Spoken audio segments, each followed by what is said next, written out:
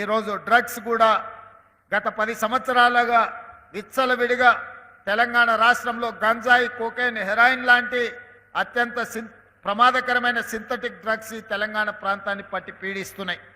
అందుకే టీజీ న్యాబ్ని ప్రత్యేకంగా బలోపేతం చేయడమే కాదు, ఒక డీజీపీ స్థాయి అధికారిని నియమించడం ద్వారా పూర్తి స్థాయిలో సిబ్బందిని వందలలో ఇచ్చి 100 కోట్ల రూపాయలు ఇవ్వడమే కాకుండా వాళ్ళకు ప్రత్యేకమైన పోలీస్ స్టేషన్, ప్రత్యేకమైన అన్ని వసతులు ఇవ్వడం ద్వారా ఈరోజు తెలంగాణ రాష్ట్రంలో గంజాయి వినియోగదారులు, గంజాయి అమ్మకందారులు లేదా కొకైన్, హెరాయిన్ వినియోగదారులు, అమ్మకందారులు ఈరోజు వాళ్ళను భయపెట్టే పరిస్థితి తెలంగాణ రాష్ట్రంలోకి రావాలి అని అంటే ఒక్కడికి 100 సార్లు ఆలోచన చేసుకునే విధంగా ఈరోజు మన సిబ్బంది ప్రయత్నం చేస్తున్నారు.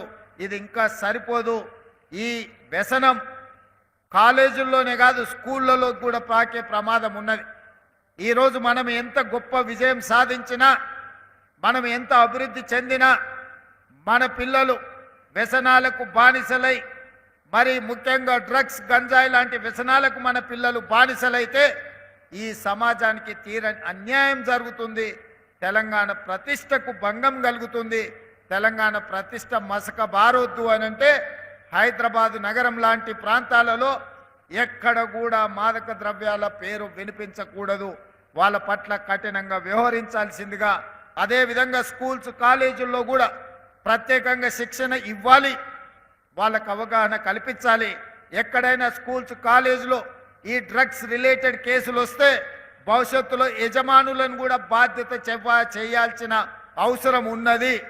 ఈరోజు ఫిజికల్ డైరెక్టర్స్ని ఏ విధంగా నియమించుకుంటున్నారో లేదా సబ్జెక్ట్ టీచర్స్ని ఏ విధంగా నియమించుకుంటున్నారో ఈ డ్రగ్స్ రిలేటెడ్ విషయాలను కూడా గుర్తించడానికి స్కూల్స్ అండ్ కాలేజెస్ ప్రత్యేకంగా శిక్షణ పొందిన వాళ్ళను ఆ కళాశాలలో నియామకాలు చేపట్టాలి, ఆ స్కూళ్ళలో చర్యలు చేపట్టాలి.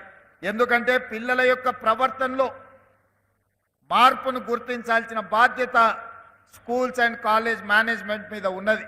వాళ్ళకు పాఠాలు చెప్పడమే కాదు, మీరు తీసుకుంటున్న ఫీజులు పిల్లలని క్రమశిక్షణతో ముందుకు నడిపించాల్సిన బాధ్యత కూడా ఉన్నది. అందుకే హైదరాబాద్, సైబరాబాద్, రాచకొండ కమిషనర్లకు నేను ప్రత్యేకంగా ఆదేశాలు ఇచ్చిన.